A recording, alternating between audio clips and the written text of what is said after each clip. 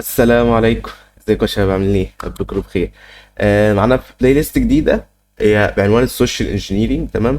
هنبدا نشرح فيها يعني ايه سوشيال انجينيرينج. تمام. والبلاي ليست ديت مش هتبقى مجرد كلام بس، يعني احنا هنستند فيها على 3 مراجع اساسيه.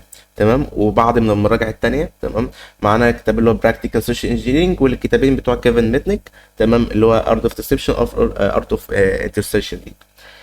تمام. فدي المراجع الاساسيه احنا هنعتمد عليها. تمام. والكتاب بتاع براكتيكال سوشيال انجينيرنج هو مش كلام بس، هو هيستند فيه المواقع حقيقيه فعلا بنجمع من عليها الاوسنت وشويه تولز موجوده على لينكس عامه، يعني عشان نقدر نستخدمها واحنا بنجمع المعلومات. يعني مش تبقى مجرد كلام بس. تمام. ف وانا في خلال الشرح هنستند لشويه شويه من علم النفس عامه.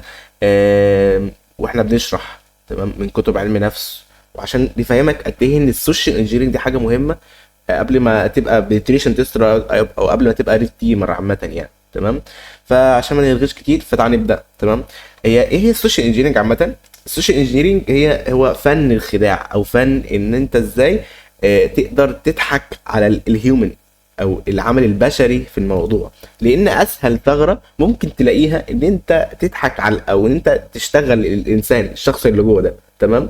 عندك جوه شخص ده، يعني بدل ما اقعد شهور ادور بقى على سيرفيس فيها سي في اي ما فيهاش سي في اي، لقيت في سيكوال شغال فادور في سيكوال، اقدر اجرب يوزر نيم وباسوردز ما لقيتش، ادور على سي في اس برضو، افتح نسس ادور ليه كل ادور على ثغره في الويب ابلكيشن بتاعهم. ممكن تقعد حبه حلوين يعني، بما انك ممكن تتصل على الكول سنتر هناك تقول لهم انا الاي تي، انا عاوز اليوزر نيم وباسورد، يضحك عليهم خلاص كده. فاهم؟ فدي فكره السوشيال انجينيرنج. عندك بقى في الكتاب الاول ده هيبدا يرسخ معاك شويه حاجات انت كسوشيال انجينيرنج، او المصطلحات عامه يعني. تمام. فهو بيبدا معاك في اول حاجه اللي هي البريتكسنج، اللي هو الاحتيال التمهيدي او الانتحال الشخصيه، ان انت تنتحل شخصيه شخص معين زي ما قلت لك، ان انت تتصل على خدمه العملاء او تقول لهم انت الخدمه عندك مش مقطوعه مش شغاله دلوقتي، يقول لك طب اقول لك خلاص انا الاي تي وعاوز اليوزر نيم والباسورد. طب هل بتنفع؟ بتنفع. تمام. فانت العامل البشري او الشخص او مقدار الذكاء نفسه، الحاجات دي بتعتمد على مقدار الذكاء. تمام. كل ما الانسان كان ذكي اكتر كل ما كان احتمال ان انت تخدعه دي بتقل شويه. تمام. هو بيديك نبذه بسيطه، يقول لك انت ممكن مثلا ايه تعمل زي ما كيفن ميتنيك عمل، او كيلفن كان شخص هنحكي قصته انه قدر يحول 10 مليار لنفسه تقريبا، فمن خلال انه قدر يضحك او انه قدر يشتغل خدمه العملاء. تمام. الاوسنت اسمها اوبن سورس انتليجنس، دي حاجه على الانترنت متاحه للكل، مواقع بقى او شويه او صحافه او ريبورتس مكتوبه او الهيئات العامه. تمام. اي حاجه تقدر تجمع منها معلومات تخصك او تقدر تجمع منها معلومات عن الشخص او التارجت اللي انت بتستهدفه، دي اسمها اوسنت، هي متاحه للكل. ودي حاجات قدام هنعمل كورس كامل عن الاوسنت بعد الكورس ده ان شاء الله. تمام. الفيشنج بقى هو واحد من العوامل الرئيسيه اللي بيعتمد عليها السوشيال انجينيرنج. تمام. الفيشنج هو هدف الفيشنج الاول والاخير ان انا اقدر اسيطر على جهازك، او ان انا اقدر ازرع لك مالوير او ايا كان. ولكن ان عارف انت موظفه الامن او السجل المدني اللي تلاقي قاعده على الجهاز، يقوم واحد باعت لها ايميل يقول لها مبروك يا ست الكل كسبت حله تيفال، اللي هي ما بتلزقش دي عشان جوزك ما يبوظش الحلل دي. تفرح ايه ده انا كسبت حله تيفال، تقول له بس ايه عاوزينك بس ايه تثبتي الابلكيشن بتاع رنين ده، ويقنعها بقى اللي هو من رنين بقى، ما هو موظف بقى ايا كان لا ايه ثبتي بس الابلكيشن ده كده وايه ويحلها حل، انا بعت لك الحل الاتفاق يعني. فتثبت الابلكيشن او مالوير بقى او رانسوم وير او ايا كان بس كده. فاهم؟ فهو الفكره ان هو استغل اضعف عامل موجود وهو عامل الانسان البشري. تمام. ما استغلش مثلا فايل ابلود وقدر يرفع الفايل بتاعه او ايا كان، لا هو استغل الشخص نفسه او اضعف حلقه موجوده في حلقه السكيورتي عامه، يعني هو الشخص. فالفيشنج ان انا ابعت ايميل او ايا كان تمام للشخص ده بحيث ان انا اقدر اخد اكسس على جهازه او اقدر اعمل اي حاجه. تمام. من خلال بقى اليو ار الز الايميلز كل الكلام ده، واكيد سمعت عنها قبل كده. تمام. السبير فيشنج. تمام. السبير فيشنج هو بيقول لك ان انت ايه تضايق او تصغر الدايره بتاعتك شويه، بدل ما انا كنت بجمع معلومات عن شركات كتيره او ان انا ببعت الايميل ده يعني في الفيشنج كنت ببعت الايميل ده لاكتر من شخص، ناس كتيره جدا في نفس الوقت، بحيث ان اي حد ممكن يفتح، فممكن يكون هو داخل انفراستراكشر او داخل شركه كبيره، فبالتالي ايه ازرع مالوير عندهم او ازرع رانس وير، بحيث ان انا اقدر اخد منهم فديه او الخ الخ يعني. تمام. السبيد فيشنج بيقول لك ايه، ابدا اعرف هدفك، حدد هدف واحد بس، جمع عنه اكبر قدر ممكن من المعلومات دي عشان تقدر تسيطر عليه او تقدر تعمل حمله فيشنج عليه. تمام. زي ان انا مثلا عاوز اخصص شركه معينه بس، اقدر اجمع عنها كل المعلومات، اشوف السي او المدير التنفيذي للشركه، صاحب الشركه، الموظفين، ابدا افتح لينكد ان بتاعهم، لو عندهم فيسبوك، انستجرام، تويتر، افضل اللي هو اكس، تمام، اقدر افتح كل ده، اقدر اشوف هل هم ايه اهتماماتهم، اللي اقدر اخش لهم. الاقي واحد مثلا بيحب السباحه، اقول له يا عم مبروك عليك كسبت اشتراك سباحه او اشتراك شهري جديد في اكاديميه الديب بتاعت المعادي دي، فاقول لك ايه ويفرح طبعا، فيقول لك ايه بس خش سجل معانا هنا في الابلكيشن عشان تاخد الاشتراك ده. فاهم؟ في اكتر من طريقه. تمام. الوايلنج بقى اللي هو بيقول لك ايه، انت غير طريقه على حسب كل هدف. تمام. على حسب كل شخص بتغير الطريقه اللي انت بتفكر بيها. لا دي مش الوايلنج. تمام، انا اسف. الوايلنج ده اللي هو ان انت تستهدف الناس اللي هي الكبيره فعلا. انا بستهدف حد معين بذاته، اللي هم مثلا السي اوز او الفاوندر، اللي هم الناس الكبيره قوي دي. تمام. اللي هم عندهم بيبقى لهم صلاحيات اداريه اكتر، مدير التنفيذيين، المدير المالي، وكل الكلام ده بيبقى ليه صلاحيات اكتر، فبالتالي ايه اقدر ناخد اوثنتيكيشن اعلى او حاجات اعلى يعني. تمام. انا نسينا حاجه. تمام. كان السبير فيشنج، ما علينا. تمام. الوايلنج، قلنا الوايلنج. تمام. الفيشنج بقى، الفيشنج هو نفسه الفيشنج، بس ايه ان انا اتصل عليك في التليفون. لو اكيد عدى عليكم بقى حوار اللي هو ايه، اتصل عليك عشان احدث بياناتك البنكيه والشغل ده. تمام. كانوا كونتنت بالنسبه لي يعني، والله كان يبعت لك الرساله يقول لك ايه، اتصل علينا يا فندم عشان نحدث بياناتك البنكيه. والله كنت بجمعهم كده، كان اي حد كان حد يتصل عليهم كنت اقوم مجمعهم كده وقت فراغي بقى، اقوم متصل عليهم بقى، اقعد ايه اقعد باكس عليهم. والله كان ناس لقطه، والله مش عارف بقى هم لسه شغالين في الحوار ده ولا بطلوا يعني. بالمناسبه يعني الشركات يعني ايه، البنوك زهقت من كتر ما بتبلغ الناس او بتحذر الناس كل الكلام ده. تمام. البايتنج بقى اللي هو الطعم. تمام. الطعم اللي هو ايه، هو بيتحدث بيتكلم ايه، بيتحدث بتحس عربي، هو بيتكلم عن الناس او بيتكلم عن الفيزيكال اتاك عامه يعني. ان المطاعم او الحاجات، المطاعم بتستخدم حاجه زي الكيو ار كود، ان انت مثلا تقدر تضيف حاجه. كان بيتكلم عن في مطعم ان انت كنت تستخدم كيو ار كود او فلاشه تقدر تضيف بيها منيو جديد، فانت ممكن تقدر تضيف، بدل ما تضيف منيو ممكن تضيف حاجه تضرهم او عامه، او الفلاشات بقى والشغل ده. فاهم؟ بيتكلم عن الحاجات اللي هو الطعم، ازاي تستخدم طعم عامه للشخص اللي انت هتبدا عليه حمله الفيشنج دي. تمام. آم، دي حاجه بقى اثارت فضولي شويه، اللي هو الدامبستر دايفنج ده. كان بيقول لك ان انت هتضطر في وقت من الاوقات ان انت تنزل تنتحل شخصيه عامل نفايات، اللي هو الشخص اللي هو بيلم الزباله ده عامه يعني. الشخص اللي بيساعدنا ننظف الشخص اللي بيساعدنا ننظف الشارع. تمام. فهيبدا بقى يقول لك ان انت ازاي تبدا مع الشخص ده، او انت تنتحل شخصيه الشخص ده وتبدا تنزل تحت الشخص اللي انت عاوز تجمع عنه معلومات ده. تنزل بقى في الحاويه بتاعته، حاويه القمامه، تبدا تدور عن معلومات عنه، او مش عارف ده شغل دجالين ده، تجيب حاجه من قطر بقى، ولو اللي هو حالق دقن ولا حاجه تجيب شعره بقى وتديه للدجال، مش عارف ده شغل دجل ده. فهو دي الفكره، ان انت مثلا ممكن يكون رمى بطاقه قديمه له، فيزا بنكيه قديمه تمام قفلها، او ممكن فيزا بنكيه جديده وقعت، معلومات عنه، بطاقه بنكيه زي ما قلت، مستندات كان فاكر انها مش مهمه ورماها، كل الكلام ده. تمام. هتبدا بقى الاحسن حته، وخلاص بقى الجاي بقى كله يعني حاجه اكزايتد بقى. فاهم؟ هتلاقي حاجه مثيره بقى، وازاي هم بيستخدموا علم النفس في انهم يسيطروا على الشخصيه دي، وازاي اصلا الناس السايكو، الناس اللي حواليك، الناس التوكسيك دي، ازاي اصلا بتلعب على مشاعرك، ازاي الناس دي تخليك تعمل حاجات انت او انت مش مضطر انت تعملها، بس عشان الشخص ده انت مش قادر تتخيل حياتك من غيره، او مش قادر تتخيل ان الشخص ده ممكن يضرك في وقت من الاوقات، بس هو يقول لك ايه، انا ما اقدرش اعمل كده. تمام. يقول لك انا كل ما اتكلمه يقول لك يا عم انا توكسيك، بس انا وثقت فيك يا عم انا توكسيك. فاهم؟ قد ايه الكلام ده ممكن يبعد عن السوشيال انجينيرنج من ناحيه الريد تيمينج او السايبر سيكيورتي، بس ده اللي بيحصل. ان انا ممكن مش شرط ان انا اكون بتعامل معاك من خلال التليفون او اللي هو الفيشنج، تمام، ان انا ممكن انزل فعلا واتعامل مع شخص بحد ذاته، بحيث ان انا اقدر اخد معلومات مهمه تفيدني. الهاكرز بيعملوا كده، الهاكرز بينزلوا مطاعم، بينزلوا بنوك، بينزلوا يتعاملوا مع ناس حقيقيه من البنوك، ياخدوا ارقامهم، يتعرفوا عليهم، يبنوا ثقه معاهم، بيعملوا كل ده حرفيا، تمام. فهو فكره السايكولوجيكال كونسبتس ديت في يعني السايكولوجيكال كونسبتس نفسها لازم تبقى عارفها يعني، تمام. اول حاجه اللي هي الانفلونس، تمام، عارف اللي هم الانفلونسرز، تمام، زي منيري كده، بالظبط. الانفلونسرز او الانفلونس ده اللي هو الحافز، تمام. وليكن مثلا ان انت بتروح تتعالج، فالدكتور بيديك حافز او بيقول لك انت لو عملت كذا هتبقى زي الشخص ده، تمام. يعني انت لو ما بطلتش سجاير هتبقى زي الشخص اللي هو مات من صدره ولع من كتر السجاير ابو 50 جنيه دي، فاهم؟ السجاير الكليوباترا. فهيبدا يقول لك، يبدا يديك حافز، او يقول لك انت لو ما عملتش كده هتبقى الشخص الناجح ده، او هتبقى الشخص ده.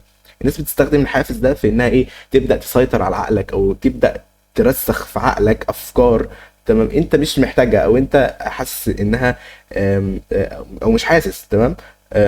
اكيد فهمتني يعني، تمام. المانيبوليشن بقى التأثير النفسي والتشكيك في النفس، تمام. ودي من اخطر الحاجات اللي الناس بتستخدمها عامة، يعني انها تشكك في نفسك، تشكك في نفسك. يبدأ شخص يبدأ معاك يتعامل معاك اللي هو ايه، اكيد لو شفتوها في الفيلم بتاع، في المسلسل اللي هو بتاع فخر، بتاع محمد صلاح، فخر، اللي هو بتاع فخر الدلتا، تمام. ان بدأوا يشككوا اللي هو الكبير ده، انه يشككوا في ذاكرته، انه دايما بينسى، تمام. فلما شخص يبدا معاك حاجه شبه كده، او يبدا يقول لك او يبدا يرسخ معاك فكره، او يبدا يفكرك بحاجات انت عملتها في الماضي، حاجات بتبدا عندك الذنب، تمام. يفكرك بحاجه انت عملتها، حاجه كانت وحشه، او بالتالي يخليك تحس بالذنب اكتر، فتتوتر اكتر، فتضغط اكتر، فتبدا تعمل حاجات هو عاوزها نتيجه الضغط ده، تمام. ان انا ابدا اسالك اسئله عشوائيه، تمام، او ان انا ابدا زي ما قلت لك ان انا احسسك بالذنب، تمام، او احسسك ان انت مش قادر تعمل الحاجه دي، تبدا تتوتر، تضغط، تعمل حاجات انا عاوزك تعملها، تمام. ودي من اسوء او بيسموها اللي هو الدارك سايكولوجي، تمام، او العلم النفس الاسود، زي بالظبط كده، تمام. وهو اهم حاجه اللي هو التشكيك في الذاكره، تمام. اللي هو يكلمك مثلا يقول لك انا قلت لك على فكره امبارح، اقول لك لا ما قلتليش، يقول لك لا انا قلت لك، تمام. وبيستخدموها. انا اقول لكم حاجه حصلت. انا لما جيت في اول ترم في الكليه، ايه اللي حصل؟ كنت راح ادفع المصاريف، ايه، عشان المصاريف كانت كبيره شويه، كانت في الترم كان حوالي 15000 جنيه شويه، تمام. فهو عمل ايه؟ انا لما طلعت الفلوس ما عديتهاش قدامه، فاديت له فلوس على طول. فهو عمل ايه؟ لان انا عدت الفلوس اكتر من مره، بس هو ما شافنيش وانا بعد الفلوس دي. فبدا ايه، هو خد منها مبلغ كان مش عارف، كان 400 جنيه او ايه، فقال لي الفلوس دي ناقصه.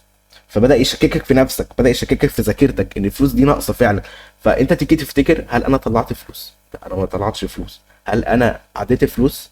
اه انا عديتها. فبدات اشك في نفسي، يعني انا عديتها، او انا سبتها بره، او انا خدت منها. فبدا يشككك في نفسك. فبعدين بقى افتكرت ان هو انا لا طلعت فلوس ولا عملت كده. بس انا اول حاجه شفتها فعلا ان انت هتبدا تركز على حاجات بسيطه، تمام. ان انا اول ما حصل الموقف ده بدات ابص هل في كاميرات مركزه عليهم، واتضح ان مفيش اي كاميرات مركزه عليهم. فلما فكره ان السبب او فكره الدليل اللي انا ممكن اتمسك بيه ما بقاش موجود، فبدا تاثيره النفسي ياثر عليك اكتر، تمام. ودي حاجات هتكتشفها قدام يعني، وهتبقى حاجه اكسايتد يعني. المانيبيوليشن بقى اللي هو التاثير النفسي، احنا مانيبيوليشن تمام. ما علينا. الريبورت ده الثقه، تمام. ان انت زي ما قلت لك ان الهاكرز بينزلوا اون سايت، بينزلوا يبنوا ثقه مع العملاء. اللي هو مثلا انا عاوز استهدف ثغره موجوده في البنك، ثغره ما بين العمال وما بين بعضهم، فابدا اتعرف على شخص معين، ابدا نبني ما بينهم ما بين ثقه. انت لو كان عندك مشاكل نفسيه ورحت تتعالج عند دكتور نفسي، فهتلاقي ان الدكتور النفسي ده بيبدا يبني معاك ثقه، يبدا يشاركك اهتمامات ما بينك وما بينه، عشان يقول لك انا فعلا بحب كده، ودي حاجه بتريحني جدا نفسيا لما اعمل كده وكده. فتبدا تحس انت مش لوحدك اللي بتعمل كده، فترتاح للشخص ده. ودي هتبني معانا مغالطات قدام، تمام، زي مغالطه الرجل القش وكل الكلام ده. والاثورايتي، الشخص الاعلى منك انت بتثق دايما في كلامه، ودي هنقولها قدام، تمام. ودي واحده من اهم الحاجات انت لازم تبقى عارفها. انت تقدر تبني ثقه ما بينك وما بين الشخص اللي قدامك، تمام. دي حاجه لازم تبقى اجتماعي زياده عن اللزوم عشان تبدا ايه تتكلم، لانك انت لو في في معظم الاوقات بتبقى انت الشخص الاقل كلام، انت ما بتتكلمش كتير، تمام؟ فبالتالي الثقه هتقل، او انت مش هتقدر تبني ثقه ما بينك وبين الشخص التاني، تمام؟ فاقول لك ان في كتاب اسمه هاربر اللي اتعمل 1983. مين صاحب الكتاب؟ اللي هو الريبورت سيلديني ده، تمام؟ تمام. هو بيقول لك يعني انه بدأ يقول لك شويه حاجات بيستخدموها في علم النفس في ايه، في الاقناع، تمام؟ واول حاجه هي الاثورايتي، تمام؟ السلطه، تمام؟ الناس دايما بتميل انها تسمع كلام الشخص الاعلى منها في السلطه، او بلغه العصر الحالي الناس اللي اعلى منك في الفولورز، تمام؟ هتلاقي ان انت 90% من الكلام اللي انت بتسمعه في الشورتس وكل الكلام ده بيجي من شخص اعلى منك، او ممكن اكبر منك في العمر، او اعلى منك في الخبره، او عنده سلطه زي السلطات الاداريه وكل الكلام ده. لان الناس ممكن اللي هو السي او مثلا، ان انا ممكن اكلمك على اساس ان انا السي او، او ان انا جاي من طرف السي او، اقول لك انا جاي من طرف السي او اللي اسمه جون، وجون طلب مني ان انت تعمل واحد اتنين تلاته. غالبا من كتر الخوف او من كتر ان انا بحب الشخص ده، ليه؟ لانه اعلى مني سي او، فانا هنسى خالص انت مين وكنت جاي ليه، وهبدا انفذ لك الطلب اللي انت كنت عاوزه، تمام؟ فتبني معاك بقى مغالطه اللي هي من مغالطات رجل القش. هيبدا مثلا واحد من الحاجات اللي بيستخدمها مثلا واحد زي الدحيح. الدحيح ده اعلى منك في السلطه، عنده فولورز كتيره، فبالتالي انت مش هتبدا تشكك فيه. ازاي؟ في اخر كل حلقه يبدا يقول لك انا عندي مصادر بناء على الكلام اللي انا قلته لك ده. بما انك بتحبه او بتسمع كلامه، بتسمع حلقات كتيره له، فهتكسل، انت هتكسل تدور وراه في المصادر دي، تمام؟ فممكن، هل انت بتتكلم ما بينك وبين نفسك، هل احمد ده او هل الدحيح ده ممكن يغشني؟ ما هو بيديني مصادر، فاكيد مش هيغشني، لا ممكن يغش، تمام؟ فبالتالي لما واحد زي احمد او اكس يقول لك ايه، ان الدنيا بنسبه 90 او الجو بنسبه 90% هيمطر بكره، فلو جو بكره وما مطرش، هتبدا تقول له، تبدا تهاجمه، تقول له انت قلت ان الجو هيمطر بكره. يرجع الكلام بقى يقول لك ايه، لا انا قلت بنسبه 90% ان الجو هيمطر بكره، تمام؟ دي مغالطة رجل القش، واللي كتير من الناس جدا واللي بتتعامل معاها يوميا بتستخدمها معاك. اللي يبدأ يقول لك كلام موهوم او كلام عشوائي، بحس ان هو ايه، ودي احنا بنستخدمها كتير وانا استخدمتها كتير عامه يعني مع اصحابي، ان هو ايه، عاوز اوقعه في الكلام انت، او ممكن تكون انت بتستخدمها وانت مش واخد بالك، انت عاوز توقعه في الكلام، فتبدا تقول له حاجات عشوائيه او حاجات من على السطح كده. يقول لك تقول لصاحبك مثلا انا شفتك امبارح. شفتك امبارح دي ممكن يكون لها اكتر من معنى، شفتك بقى وانت خارج، شفتك بقى وانت مش مع صاحبتك، فاهم؟ فبالتالي بقى هيبدا يتوتر، يقول لك شفتني بعمل ايه يعني امبارح، فتبدا ترمي له برده كلام عشوائي او كلام من على السطح، تمام؟ بحيث انت تبدا توقعه في الكلام، تمام؟ كل ده بيندرج تحت كلمه الاوثورايتي، تمام؟ السلطه، تمام؟ اللايكابيلتي، الشخص الودود.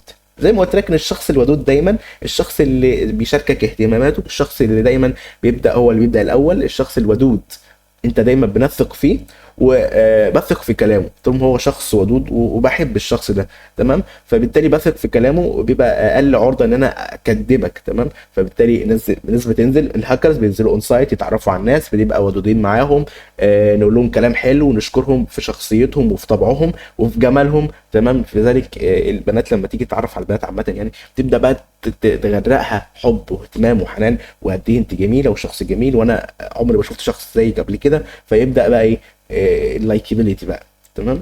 بعد كده بقى الايجنسي اند سكارستي، مش عارف ايه معناها الكلمه دي، تمام؟ بس معناها اللي هي الفرصه المحدوده، اللي هو يقول لك ايه، انت بمناسبه النهارده يوم ميلادك، انت عندك خصم كبير جدا على الشيء ده، تمام؟ فانت خلاص عيد ميلادي خلاص ده هيخلص الساعه 12 وانا الساعه 10، فقدامي ساعتين، ففرصه محدوده جدا ان انا ابدا اشوف الخصم ده او ابدا اشوف الشيء ده، فببدا اتوتر، ابدا اتضغط، تمام؟ وكله بيلعب على فكره الضغط النفسي، ابدا اضغطك نفسيا عشان تبدا تعمل لي الحاجات اللي انا عاوزها، تمام؟ ودي فكره الفرصه المحدوده بقى في زي الخصومات وكل ده. الالتزام بقى بالوعود، اللي هو commitment and consistency، او ايه، مش عارف الكلمه دي. الالتزام بالوعود، تمام؟ ان الشخص طول ما انا مثلا كاحمد، انا على يوتيوب انا بوعدك مثلا انا هعمل لك كورس كذا، والكورس ده هيبقى ان شاء الله كويس يعني، فلما تلاقيني ان انا بدات اوفي بوعودي، وبدات اعمل لك الكورس ده، وبدات اوفي بالوعد اللي انا قلته لك، تمام؟ وبدات يبقى في مصداقيه ما بيننا وبين بعض، فبالتالي لما اقول لك حاجه بعد كده مش هتكذب، يعني مش هتكذبني ليه؟ مش ايه مش مش اه ماشي ما علينا. فاهم ليه مش هتكدبني؟ بقولها غلط برضه. ليه؟ لان بقى في مصداقيه ما بيننا وبين بعض، تمام؟ بقيت اقول لك وعد والتزم بالوعد ده، تمام؟ بعد كده بقى السوشيال بروف، تمام؟ فكره القطيع، تمام؟ لما حد من الفيشنج او بتوع الفيشنج يتصلوا عليك يقول لك ايه، انت عارف ان السي او بتاع شركتك، انا ببقى طبعا عامل عنك ايه، بحث، اقول لك السي او بتاع شركتك اشترك معانا في العرض ده وعمل معانا الفكره دي، تمام؟ ان 60% من الشركه بتاعتك او 60% من المجتمع اللي حواليك او 60% من قريتك عامه او من بلدك بيشتروا الحاجه دي او بداوا معانا ينزلوا الابلكيشن ده، تمام؟ فاقنعك ان انت تنزل الابلكيشن اللي هو الماليشيوس ابلكيشن طبعا، او انت تعمل حاجه انت غير مرغب او انت مش حاببها.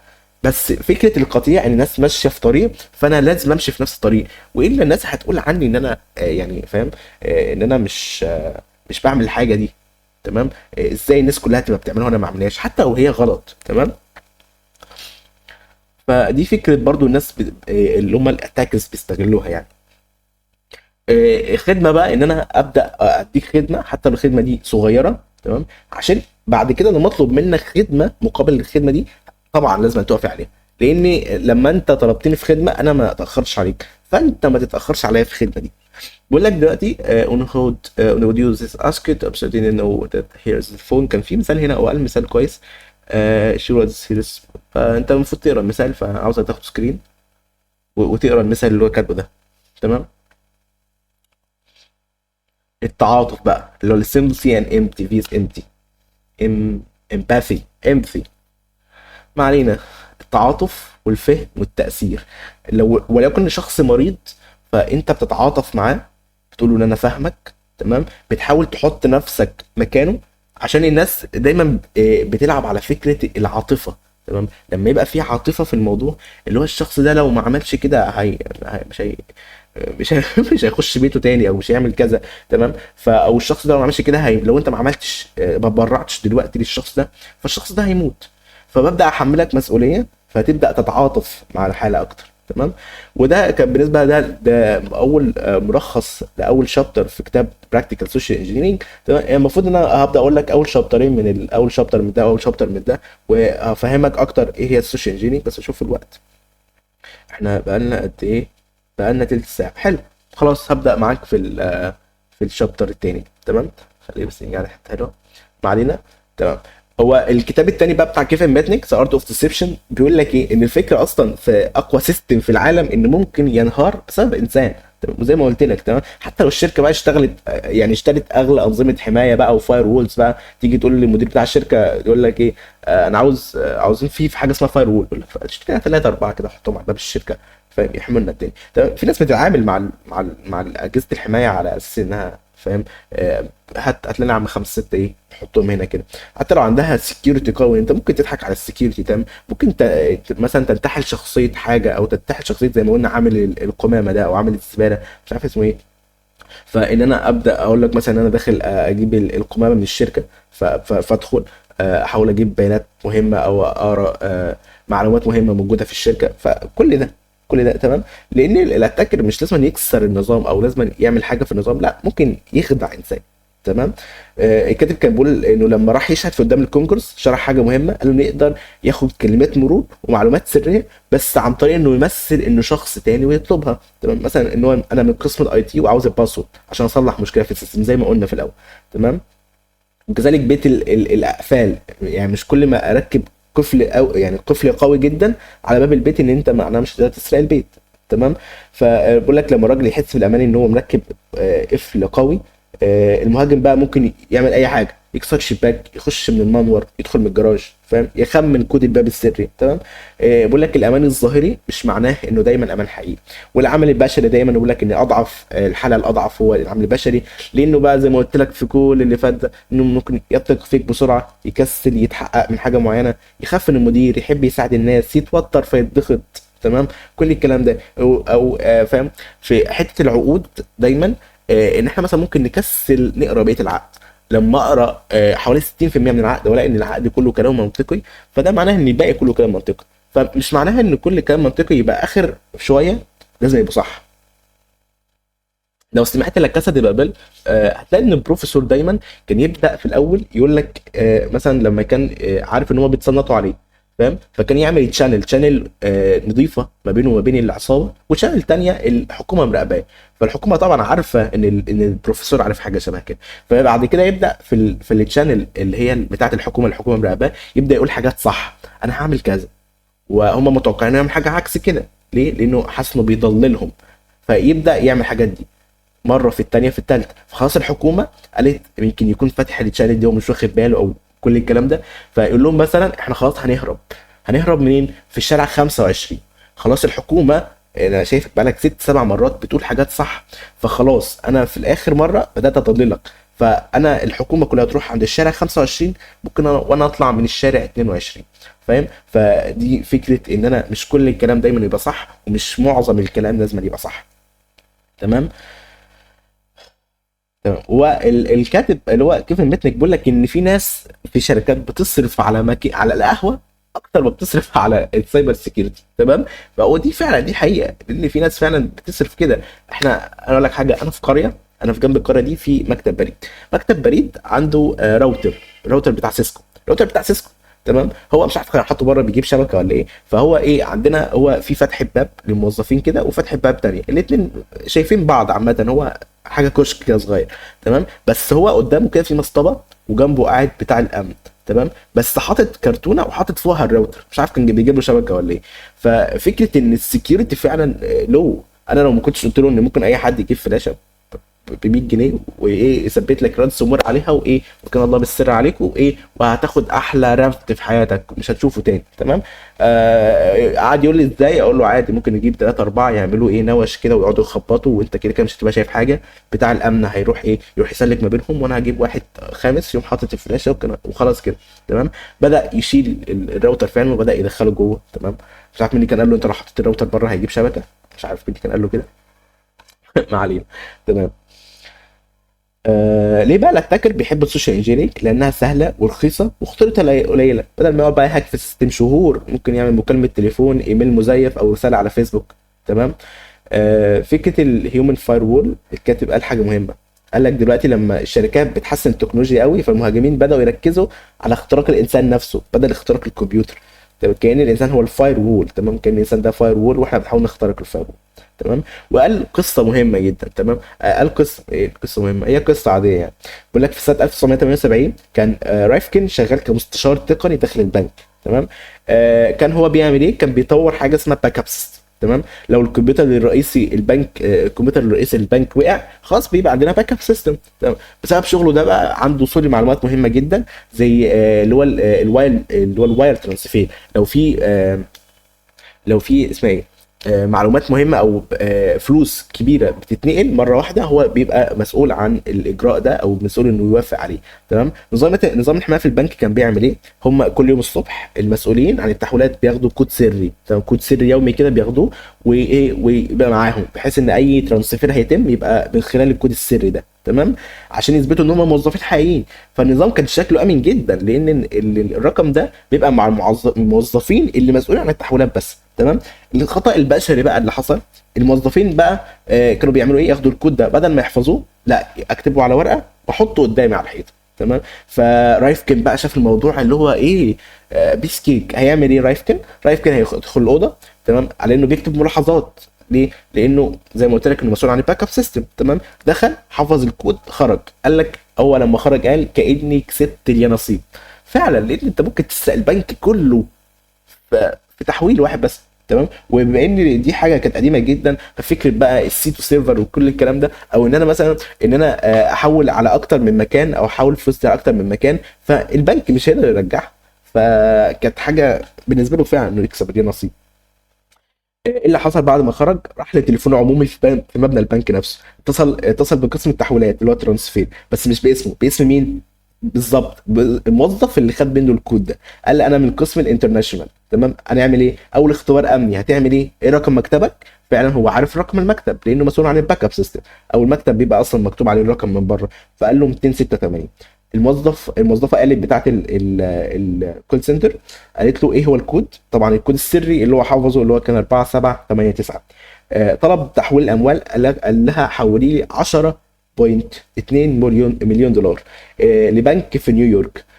بعد كده الحساب اسمه زورج في سويسرلاند، وكان ريفكن فتح الحساب ده قبلها. يعني هو فتح حساب، عمل حساب اسمه سويتش اللي هو زواريتش في سويسرلاند ده. تمام. فكان في مشكله غير متوقعه. ايه اللي حصل؟ الموظفه سالته سؤال اضافي: ايه هو رقم التسويه الداخلي؟ ريفكن بقى ما كانش يعرف حاجه شبه كده.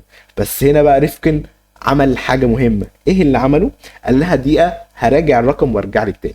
هيعمل ايه؟ رقم التسويه، بما انه معاه رقم المكتب واسم الموظف والرقم السري، هيعمل ايه؟ هيتصل بخدمه العملاء يقول لهم انا عاوز رقم التسويه بتاع الشخص كذا. وطبعا خدمه العملاء ادوا له الرقم، ورجع تاني للمكالمه وقال لها الرقم كذا كذا رقم التسويه، وحولي لي المبلغ ده، وحولت له ال 10.2 مليون دولار اتحولت. ايه اللي عمل ايه بالفلوس بعد كده؟ سافر لسويسرا، سحب الفلوس، اشترى الماس بقيمه 8 مليون دولار. بعد كده رجع لامريكا، خبى الالماس في حزام فلوس. ودي كانت وقتها اكبر سرقه بنك في التاريخ بدون سلاح ولا حتى استخدام كمبيوتر، بس جاست خداع، تمثيل، معلومات بسيطه جدا قدرت، فاهم؟ ودي فكره ان انا اقول لك دايما، ان انت هتسمع مني دايما ان انت خلي عندك ان انت تعمل سكان للمكان.